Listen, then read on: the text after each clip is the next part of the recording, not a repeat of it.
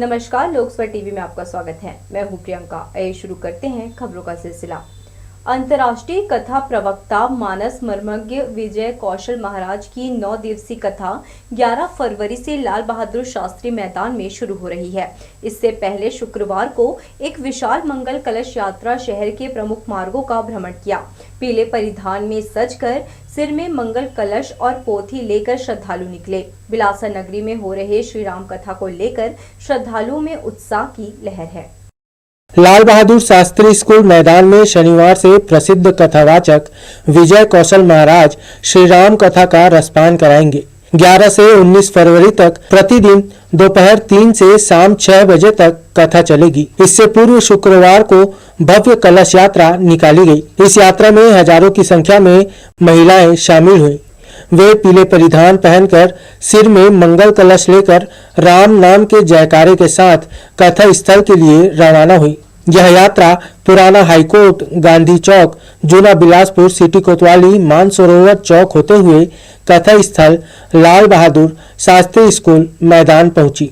इस दौरान रास्ते भर कलश यात्रा का स्वागत सत्कार फूल वर्षा के साथ किया गया। पूर्व मंत्री अमर अग्रवाल ने कहा कि शहर राममय रहेगा तो यहाँ की तरक्की निश्चित होगी। उन्होंने सभी से अपने जीवन में रामायण के उपदेशों को आत्मसात कर जीवन सफल बनाने की अपील की।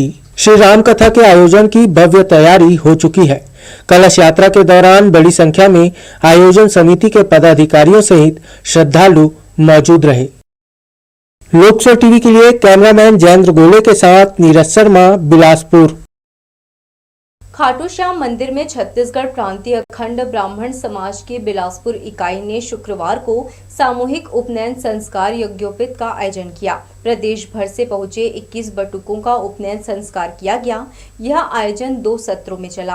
पहले सत्र में बटुकों का उपनयन संस्कार आचार्य पंडित पंकज भूषण मिश्रा ने किया और दूसरे सत्र के दौरान विभिन्न विधाओं में ब्राह्मण समाज के नागरिकों का सम्मान किया गया। ऐसे उपनयन होता है, वो ज्ञान अर्जित करने के लिए आगे बढ़ते हैं तो हमारे समाज की संपत्ति हो जाते हैं, वो हमारे समाज के लिए उत्तरदायी होते हैं। हम उपनयन संस्कार करा के उन्हें ज्ञान धारा में आगे बढ़ाते हैं और जैसा कि आप जानते हैं कि विश्व को ज्ञान की ही ज़रूरत है, तो ज्ञान मार्ग में बढ़ने के लिए ब्राह्मण समाज का बहुत बड़ा सहयोग होता है। आज इस कार्य के लिए हमारी सभी बहनें, माताएँ इतने दम लगा के काम कर रही हैं जिसकी कोई सीमा नहीं है। उपनयन संस्कार हर समाज कर रहा है और इसमें बटुकों का एक जो संस्कार मिलना चाहिए उपनयन के बाद और ज्ञान अर्जित करके एक समाज के प्रति दायित्व जो निभाने का होता है और अपने घर परिवार का दायित्व निभाने का एक आता है, उपनयन वैसा एक संस्कार होता है और इसका पालन हम सब समाज वालों को करते रहना चाहिए। लाख कोशिशों के बावजूद नशीली दवाओं की बिक्री पर लगाम नहीं लग पा रहा है। मेडिकल स्टोर से भी इस तरह की दवा बिना जानकारी बेची जा रही है। ड्रग विभाग के नए आदेश के मुताबिक अब जब भी कोई मेडिकल स्टोर के लिए लाइसेंस लेगा या फिर नवीनीकरण कराएगा तो उसे शपथ पत्र में लिखकर देना होगा कि वह अनुचित तरीके से नशीली दवा की बिक्री नहीं करेगा। अगर ऐसा करते पाया गया तो उसके खिलाफ सीधे तौर पर कार्यवाही की जा सकेगी। साथ ही डॉक्टर की पर्ची के अनुसार बेचे जाने वाली नशीली दवाओं का हिसाब भी देना होगा। राष्ट्रीय स्वास्थ्य योजनाओं सहित राज्य सरकार द्वारा चलाई जा रही स्वास्थ्य संबंधित योजनाओं के क्रियान्वयन और वस्तु स्थिति का जायजा लेने मैराथन बैठक ली जा रही है। शुक्रवार को शहर के एक निजी होटल में राज्य महामारी नियंत्रण के संचालक डॉक्टर सुभाष मिश्रा ने जिले के बीएमओ सहित तमाम अधिकारियों की बैठक ली। श्री मिश्रा ने बीएमओ और नॉन मेडिकल असिस्टेंट से महामारी के रोकथाम और उपचार से जुड़े तमाम मुद्दों पर रायशुमारी की। इस बीच चर्चा के दौरान लेप्रोसी यानी कुष्ठ रोग के फैलने को लेकर जब उन्होंने सवाल किया तब संबंधित अधिकारी एसके सर्वे गोलमोल जवाब देते हुए बगले झांकने लगे। उनके जवाब से असंतुष्ट संचालक ने जमकर फटकार लगाई। ड्रॉपलेट इन्फेक्शन से फैलता है, छूने से फैलता है क्या लेप्रोसी? तो बोलो ना, ड्रॉपलेट से फैलता है सर, छूने वूने से नहीं होता कुछ। हाँ, तुम तो पहले संपर्क उठना बैठना क्या क्या बोले, रिकॉर्डेड है इसमें मेरे। इस आधार पे आप क्यों नौकरी से निकाला जा सकता है? आपका हाई कोर्ट भी नहीं बचा पाएगा। आपको प्रयास करना चाहिए, लोगों को एजुकेट करें, भाई हमारी लेप्रेसी की बीमारी है, कहीं भी है, अगर हम इसको रोकना चाहते हैं तो इसका फैलाव रोकें और जो है उसका इलाज करें। तो जो लोग हैं लेप्रेसी पीड़ित उनका इलाज किया जाए और इसका फैलाव रोका जाए, इसके लिए हमको प्लान करना होगा। तो आईईसी के माध्यम से हम इसको करेंगे। आईईसी में आपको हफ्ते हफ्ते प्लान बनाना है, पीएमओ साहबान के लिए है ये। इसी के साथ में आपको इक्विपमेंट की चेकिंग करना है, क्या क्या मशीनें हैं, कौन सी बिगड़ी तो नहीं है, ये सब आप जानकारी ले लो। इसके लिए भी आप किसी को इंचार्ज बना के रखोगे। जिले के रतनपुर तहसील कार्यालय में राजस्व शिविर का आयोजन किया गया। वर्षों से लंबित विभिन्न प्रकार के प्रकरणों का यहां निराकरण किया गया। तत्काल आए आवेदनों का भी निपटारा किया गया। मुख्यमंत्री भूपेश बघेल ने बीते दिनों लंबित राजस्व प्रकरणों को लेकर कलेक्टरों से नाराजगी जताई थी। चुनाव से पहले उन्होंने लंबित तमाम प्रकरणों का निपटारा करने का निर्देश दिया था। श्री बघेल की नाराजगी का ही कारण है कि राजस्व अमला शिविर लगाकर पूरी संजीदगी के साथ लोगों की समस्याओं का समाधान करने में जुट गया है। इसी कड़ी में बिलासपुर जिले के रतनपुर तहसील में भी गुरुवार को शिविर लगाया गया। शिविर में क्षेत्र के लोग अपनी समस्या लेकर पहुंचे। यहाँ विभिन्न क्षेत्रों के पटवारी, राजस्व निरीक्षक सहित तहसीलदार शिल्पा भगत मौजूद थीं। लगभग 47 लोगों ने अपनी समस्याओं से अधिकारियों को अवगत कराया। तहसीलदार ने 27 आवेदनों का समाधान हाथों हाथ करा दिया, जिसमें फौती नामांतरण, रजिस्ट्री नामांतरण, पर्ची, ऋण पुस्तिका, जन्म प्रमाण पत्र सहित दर्जन भर छात्र छात्राओं को निवास प्रमाण पत्र प्रदान किया गया। यहाँ पहुंचे लोगों और स्कूली छात्र छात्राओं को तहसील कार्यालय की तरफ से जलपान कराया गया। एक हफ्ते में ही हम लोग का जो जाति अस्थाई बन गया और इसके लिए मैं बहुत शुक्रिया और धन्यवाद कहना चाहती हूँ। और यहाँ आई और जब हम लोग अपना स्थाई ले रहे थे तो जो तहसीलदार मैम हैं उन्होंने बताया, हम लोग को बहुत अच्छा मार्गदर्शन किया। वो कह रही थी कि जीवन में हमेशा सफलता पाने के लिए सबसे पहली बात तो प्रयत्न करना चाहिए, क्योंकि बिना प्रयत्न के तो कोई भी सफलता पा नहीं सकता। और मैम ने बताया कि जो शॉर्टकट का जो रास्ता होता है, अक्सर विद्यार्थी सोचते हैं कि शॉर्टकट के चक्कर में क्या है गड़बड़ी हो जाती है, तो हमें हमेशा रास्ता भले ही विलंब क्यों न लगे लेकिन हमेशा सीधे रास्ते में जाना चाहिए, शॉर्टकट के रास्ते में नहीं जाना चाहिए। और नामांतरण आदेश रुके रही से अभी जैसे यहाँ पहुँचे हाँ तुरंत नामांतरण आदेश मिली से मोला तुरंत साहब ऑर्डर करी से नामांतरण के पर्ची बनाए पर भी मैडम मतलब भी बोली से तत्काल सब काम मोर बहुत बढ़िया बनी से। साहब जी हम एकर वाला बहुत धन्यवाद करत हूँ। हर तहसील में इसना तहसीलदार साहब होना चाहिए। तहसीलदार शिल्पा भगत ने बताया कि अब किसी भी दस्तावेज के नकल के लिए किसी को भी कोटा जाने की जरूरत नहीं पड़ेगी। उन्हें तहसील कार्यालय से ही नकल प्रदान किया जाएगा। 47 आवेदन पत्र प्राप्त हुए हैं, जिसमें हमारे द्वारा 27 आवेदन पत्र का तत्काल रूप से निराकरण किया गया है। इसमें क्या क्या है? इसमें 2 फौती है, 15 जाति और निवास प्रमाण पत्र है, 5 रजिस्ट्री नामांतरण है, 2 पर्ची है, 3 ऋण पुस्तिका है और 1 जन्म प्रमाण पत्र है जो निराकृत किए गए हैं। शेष भू अर्जन एवं अन्य मामले के आवेदन पत्र प्राप्त हुए हैं। राजस्व प्रकरणों के लंबित होने के कारण तमाम तरह के विवाद और समस्याएं उत्पन्न होती हैं। राज्य सरकार के निर्देश पर इस मामले में गंभीरता तो बढ़ती जा रही है, मगर इसे शिविरों तक ही सीमित न रखकर कार्यालयों में भी इसी तरह की गति मिलने लगे तो लोगों की परेशानी खत्म हो जाएगी। लोकसर टीवी के लिए रतनपुर से विजय दानिकर की रिपोर्ट। नॉर्थ ईस्ट इंस्टीट्यूट प्रबंधन समिति का चुनाव शुक्रवार को संपन्न हुआ। शाम 6 बजे तक 929 वोट पड़े। कुल 11 पदों के लिए यह चुनाव कराया गया, जिसमें गुरुवार को भी मतदान किया गया था। चुनाव अधिकारी आर शनकर्ण ने बताया कि पेटी बंद के बाद सदस्यों की मौजूदगी में मतों की गिनती की जाएगी। देर रात तक सभी पदों के विजयी प्रत्याशियों के नामों की घोषणा की जाएगी, जिसके बाद अधिक बहुमत वाले प्रत्याशी आगे की कार्यकारिणी बनाएंगे। वहीं अलग अलग बैनर से जुड़े प्रत्याशी, सेक्रेटरी और अन्य पदाधिकारियों का चयन किया जाएगा। 2016 के बाद में ये इंस्टीट्यूट का इलेक्शन जो है ये कल और आज में कराया जा रहा है। टोटल जो हमारे वोटर्स हैं वो 1051 थे, जिसमें कल 592 लोग ने वोट दिया था और आज की जो अभी तक की जो गणना हुई है वो 929 वोट्स पड़ चुके हैं और उम्मीदवार जो है इस इलेक्शन में खड़े हुए हैं वो 43 लोग हैं।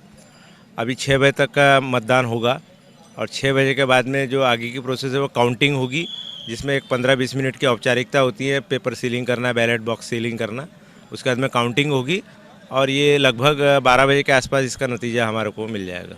प्रदेश भर में सहायक शिक्षक पदोन्नति प्रधान पाठक 6 फरवरी से अपनी मांगों को लेकर हड़ताल पर हैं। अनिश्चितकालीन हड़ताल का असर बिल्हा में भी देखने को मिल रहा है। सहायक शिक्षक समग्र शिक्षक फेडरेशन की हड़ताल प्रदेश भर में देखने को मिल रही है। इसका असर अब स्कूली बच्चों पर भी पड़ने लगा है। 6 फरवरी से प्रदेश भर के सहायक शिक्षक पदोन्नति प्रधान पाठक अपनी एक सूत्रीय मांग नियुक्ति तिथि से सेवा गणना तक वेतन विसंगति दूर करने को लेकर हड़ताल पर है। हम आपको बता दें कि इससे पहले भी संगठन ने दिसंबर 2021 में 18 दिवसीय अनिश्चितकालीन आंदोलन किया था, जिसमें मुख्यमंत्री ने 3 महीने में कमेटी गठन कर वेतन विसंगति दूर करने की बात कही थी, मगर ऐसा कुछ भी नहीं हुआ और 4 वर्ष बीत गए। संगठन एक बार फिर अनिश्चितकालीन हड़ताल पर बैठ गया है। मुख्यमंत्री के द्वारा संगठन के पदाधिकारियों को बुलाकर कहा गया था कि आप अपने बच्चों की चिंता करिए, आपके भविष्य की चिंता हम करेंगे, किंतु आज 1 वर्ष बीत गया, उसके बाद भी हमारी मांगों के संबंध में किसी प्रकार का विचार नहीं किया है। 90 दिवस में कमेटी गठन कर मांगों को पूरा करने की बात कही गई थी, जिससे हम आहत होकर मांग नहीं पूरा होने के कारण आज हम हड़ताल पर यहाँ बैठे हुए हैं। वेतन विसंगति जितनी जल्दी हो सके उतनी जल्दी दूर कर दें, क्योंकि हम भी चाहते हैं कि हम अपने बच्चों के पास जल्दी से जल्दी पहुँचे। चूँकि परीक्षा अभी बहुत नज़दीक है, हम भी हड़ताल के मूड में तो बिल्कुल भी नहीं है और चाहते हैं कि हमारी मांगों को जितनी जल्दी दूर किया जाए, हम उतनी जल्दी अपनी शालाओं की ओर प्रस्थान करें। अनिश्चितकालीन हड़ताल पर बैठे सहायक शिक्षकों के प्रदर्शन को अगर समय रहते नहीं रोका गया तो ये आंदोलन बच्चों की पढ़ाई पूरी तरह प्रभावित कर देगी। अब इस पर निर्णय राज्य सरकार को लेना है। लोकसभा टीवी के लिए बिल्हा से धीरेन्द्र मेहता की रिपोर्ट। खनिज विभाग को बिलासपुर जिले की 3 रेत घाट समूह के लिए कुल 2122 आवेदन मिले हैं। शुक्रवार को पूर्व निर्धारित तारीख के अनुसार टेंडर को खोला जाना था, लेकिन पूरी रात खनिज विभाग के अधिकारी और कर्मचारी आवेदन को जमा कर मिलान करते रहे। इस वजह से शुक्रवार को टेंडर नहीं खोला गया। अब अधिकारी ये काम शनिवार को करेंगे। गुरुवार को खनिज विभाग में जिले के 3 रेत घाट समूह की खदानों के लिए फॉर्म जमा करने का अंतिम दिन था। सुबह तय समय से आवेदन लिए जा रहे थे, लेकिन दोपहर बाद थोक में फॉर्म लेकर लोग खनिज विभाग पहुंच गए।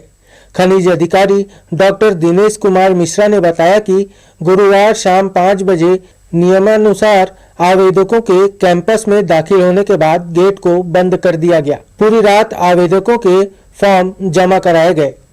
कुल 2122 आवेदन शुक्रवार की सुबह करीब 5 बजे तक लोगों ने जमा किया। इसी दिन आवेदनों को खोला जाना था, मगर रात भर आवेदनों को जमा करने के कारण कलेक्टर सौरभ कुमार ने 11 फरवरी को टेंडर खोले जाने का निर्देश दिया। कलेक्ट्रेट मंथन सभागार में शनिवार की सुबह 10:30 बजे से सभी के सामने आवेदनों पर निर्णय लिया जाएगा। काफ़ी सारे आवेदन आ गए थे, तो इसकी वजह से हमें काफ़ी लंबा समय लग गया उन आवेदनों को रिसीव करने में। तो आज टेंडर खुलना था, लेकिन चूंकि उसमें काफ़ी ज़्यादा समय लगने की वजह से हमारी तैयारी उस समय तक नहीं हो पाई 10:30 तक, इसलिए कलेक्टर महोदय की अनुमति से टेंडर प्रक्रिया कल प्रारंभ रहेगी। तो कल 10:30 बजे से जो प्रक्रिया है वो होगी मंथन सभा कक्ष में। इसमें प्रक्रिया ये जो भी पेटियां हैं घाटवार उसको खोली जाएंगी और खोली जाने के बाद पहले उनका तकनीकी परीक्षण किया जाएगा। जो तकनीकी परीक्षण में क्लियर होंगे उनकी फाइनेंशियल बिड खोली जाएगी, और अगर फाइनेंशियल बिड में भी सब एक ही जैसा रेट अगर डालेंगे तो लॉटरी पद्धति रहेगी उसमें। खनिज विभाग के उप संचालक ने बताया कि जो भी बोलीदार इस प्रक्रिया में शामिल होना चाहते हैं उन्हें रेत निविदा जमा करने के बाद प्रारूप 4 में जारी मूल पावती के साथ अपना पहचान पत्र दिखाना अनिवार्य होगा। बोलीदार की पुष्टि होने पर ही उन्हें मंथन सभा कक्ष में प्रवेश दिया जाएगा। इसमें 2122 आवेदन हमें प्राप्त हुए हैं तीनों घाट मिलाकर, और जो भी इसमें बोली जिन लोगों ने डाला होगा टेंडर, वो उनको एक पावती जनरेट की गई है। वो पावती लेकर उसके साथ में अपना एक पहचान पत्र लेकर जो आएंगे उन्हें ही उस रूम में प्रवेश दिया जाएगा। 3 रेतघाट में उदयबंद रेतघाट के लिए सर्वाधिक 901 आवेदन जमा हुए हैं। अमलडीहा रेतघाट के लिए 735 और लच्छनपुर रेतघाट के लिए कुल 486 आवेदन आए हैं। 2122 आवेदनों से खनिज विभाग को 2,12,20,000 रुपए शुल्क की प्राप्ति हुई है। लोकसभा टीवी के लिए कैमरामैन जय साहू के साथ भूपेंद्र सिंह राठौर की रिपोर्ट। धान खरीदी केंद्रों में धान बेचने आने वाले किसानों को विश्राम के लिए किसान कुटीर का शासन ने प्रावधान किया है। बेलतरा विधानसभा के ग्राम पौंसरा और भरारी में भी इसकी शुरुआत हो गई है। बेलतरा विधानसभा क्षेत्र के ग्राम पौंसरा में सेवा सहकारी समिति प्रांगण में शुक्रवार को किसान कुटीर भवन निर्माण के लिए भूमि पूजन किया गया। इस अवसर पर बतौर अतिथि विधायक रजनीश सिंह उपस्थित हुए। साथ ही बिलासपुर मंडी के अध्यक्ष राजेंद्र शुक्ला, जिला पंचायत सदस्य व सभापति अंकित गौरहा, छाया विधायक राजेंद्र साहू और समिति के अध्यक्ष सरपंच प्रतिनिधि भी मौजूद रहे। सभी ने भगवान बलराम की पूजा अर्चना कर किसान कुटीर भवन का भूमि पूजन किया। कार्यक्रम की शुरुआत राज्य गीत के साथ हुई, जिसके बाद सभी अतिथियों का स्वागत किया गया। जिले में 22 किसान कुटीर का निर्माण कार्य होना है, जिसमें बिल्हा ब्लॉक के ग्राम पौसरा और भरारी भी शामिल है। मंच पर उपस्थित अतिथियों ने कहा कि किसान कुटीर भवन सभी समितियों में बनना है। इसमें किसानों को आराम करने के लिए कमरा होगा, साथ ही कैंटीन की भी सुविधा उपलब्ध होगी। निश्चित रूप से आज किसान कुटीर का 2 जगह का पौंसरा और भरारी का भूमि पूजन का कार्यक्रम हुआ है और आने वाले समय में धान खरीदी में इससे किसानों को सुविधा प्राप्त होगी। उनके धूप में बारिश में बैठने का तो एक जन सुविधा की दृष्टि से भी बड़ा उपयुक्त है। मैं आज राजेंद्र शुक्ला जी हैं जो हमारे मंडी के अध्यक्ष हैं, उनको भी धन्यवाद देता हूं, बधाई देता हूं कि उन्होंने आज यहां पर भूमि पूजन कार्यक्रम में हिस्सा लिया और आने वाले समय में किसानों के हित के लिए और भी यहां पर काम किए जाएंगे। पौसरा धान खरीदी केंद्र और भरारी धान खरीदी केंद्र दोनों जगह आज किसान कुटीर का भूमि पूजन माननीय हमारे क्षेत्र के विधायक रजनीश सिंह जी और हमारे कृषि उपज मंडी के अध्यक्ष राजेंद्र शुक्ला जी के कर्म कमलों के द्वारा हुआ और उपस्थित सभी जनप्रतिनिधि थे। और माननीय मुख्यमंत्री भूपेश बघेल जी का यही मंशा रहा है कि किसानों को अधिक से अधिक धान खरीदी केंद्र में सुविधा दें, चाहे वो किसान कुटीर की बात हो, चाहे पेयजल की व्यवस्था की हो, शौचालय की व्यवस्था की बात हो, चाहे टोकन टू हर द्वार जो छत्तीसगढ़ शासन की महत्वाकांक्षी योजना किसानों के लिए इस बार थी, तो टोकन टू हर द्वार जिससे किसान लाभान्वित हुए, समय का बचत भी हुआ और किसान परेशानी से भी बचे। किसान कुटीर बनने के बाद धान बेचने आने वाले किसानों को सम्मानजनक बैठने का स्थान मिलेगा। साथ ही वहां उनके लिए कई सुविधाएं भी होंगी ताकि किसानों को किसी प्रकार की परेशानियों का सामना न करना पड़े। इस दौरान बड़ी संख्या में गांव के किसान गणमान्य नागरिक मौजूद रहे। लोकसभा टीवी के लिए कैमरामैन जय साहू के साथ भूपेंद्र सिंह राठौर की रिपोर्ट। ग्राम पंचायत गनियारी के सब्जी व्यापारियों ने शुक्रवार को कलेक्टर से मुलाकात कर अपनी आपबीती सुनाई। व्यापारियों का कहना है कि जिस जगह पर हाट बाजार आवंटित किया गया था वहां अतिक्रमणकर्ताओं का कब्जा है, जिसे अब तक हटाया नहीं गया है। इसके साथ ही जिस बाजार में वह सब्जी लेकर बैठा करते थे वहां असामाजिक तत्वों के चलते उन्हें परेशानी उठानी पड़ रही है। गौरतलब है कि कुछ दिनों पूर्व ही ग्राम पंचायत गनियारी के बाजार के सामने कब्जाधारियों को हटाने के लिए तहसीलदार के साथ पूरा अमला वहां पहुंचा था, लेकिन विरोध के बाद उन्हें इसे स्थगित करना पड़ गया।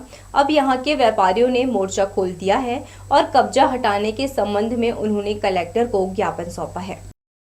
पुराना बाजार में बैठत रहे तेल यहाँ ले छोड़ा के वहाँ ले गए। हमला कुछ नहीं चाहिए, हम जुन्ना बाजार बैठत रहे 300 हमला चाहिए। अब हमला बाहर में बैठा दी, हमला जानकारी नहीं रही, बाहर में बाजार बैठी बाहर में, अब गए तो बाहर में बैठा दी। वार्ड क्रमांक 59 चाटी डी में नाली सफाई नहीं होने की वजह से यहां जगह जगह गंदगी का अंबार लगा हुआ है। वार्ड पार्षद की उदासीनता के चलते यहां के नागरिक अव्यवस्था के शिकार हो रहे हैं। इस समस्या के निराकरण के लिए यहां के नागरिकों ने कई बार संबंधित विभाग और पार्षद से शिकायत भी की है, मगर इस ओर किसी का ध्यान नहीं है। यही वजह है कि वार्ड वासियों में अब आक्रोश पनपने लगा है। तोरवा पुलिस ने मुखबिर की सूचना पर लाल खदान क्षेत्र से 2 कबाड़ियों को 3 लाख रुपए मूल्य के कबाड़ के साथ गिरफ्तार किया है।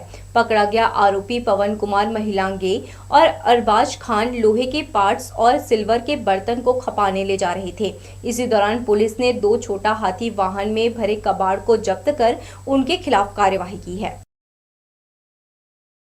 सूदखोर की प्रताड़ना से तंग आकर एक व्यापारी ने खुदकुशी कर ली। मामला सरकंडा थाना क्षेत्र का है। पुलिस से मिली जानकारी के अनुसार फांसी लगाने से पहले मृतक सुमित शर्मा ने बाकायदा वीडियो बनाकर अपनी पत्नी को बताते हुए आरोपी कृष्णा राठौर के खिलाफ कार्यवाही कराने कहा है। सरकंडा पुलिस ने मृतक के घर से जब्त मोबाइल फोन के आधार पर आरोपी कृष्णा राठौर को गिरफ्तार कर उसके खिलाफ आत्महत्या प्रेरित करने का मामला दर्ज किया है। शनिचरी पुरानी सब्जी मंडी के पास शाम होते ही नशेड़ी और असामाजिक तत्वों का जमावड़ा लग जाता है, जिससे यहाँ के व्यापारी और खरीदार परेशान हैं। इस मामले को लेकर कई बार थाने में शिकायत भी की गई है, मगर यहाँ के हालात अब तक नहीं सुधरे। व्यापारी के साथ साथ आसपास के नागरिक खुद को असुरक्षित महसूस कर रहे हैं। यहाँ सर हम लोग को इतनी ज़्यादा परेशानी होती है। एक तो जब से यहाँ के मंडी सब्जी मंडी गया है तो यहाँ एकदम दुर्गति हो गई। या सामाजिक तत्वों का ये पूरे मैदान में यहाँ डेरा रहता है। शाम होते ही ऐसा लगता है कि यहाँ के जितने सारे दारू पीने वाले लोग असामाजिक तत्व लोग यहाँ गाली गलौज करते हैं। मतलब एकदम फालतू जैसी जगह हो गई है। उससे पुलिस को सर हम लोग सरकंडा थाने में कई बार जैसे फ़ोन लगाते हैं तो 1-2 बार आए, लेकिन ज़्यादातर कोई रिस्पांस नहीं मिल पाता पुलिस प्रशासन से भी। तो ये थी हमारी लोकसभा टीवी की तमाम खबरें। अगले बुलेटिन में आपसे फिर होगी मुलाकात। तब तक के लिए पूरी टीम के साथ प्रियंका को दीजिए इजाजत।